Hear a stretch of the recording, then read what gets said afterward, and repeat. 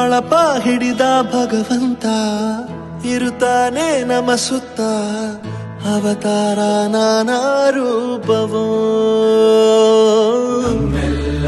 ಹಣೆ ಬರಹ ತಿದ್ದಿ ಬರೆಯಲು ಕತ್ತಲೆಯಿಂದ ಬಂತ ನಮ್ಮ ಕೈಯ ಹಿಡಿಯುತ್ತ ಕರೆದೊಯ್ದ ಬೆಳಕು ತೋರಲು ದಯವಾಗಿ ಗದರೋದು ನಮ್ಮ ಬೆಳೆಸಲು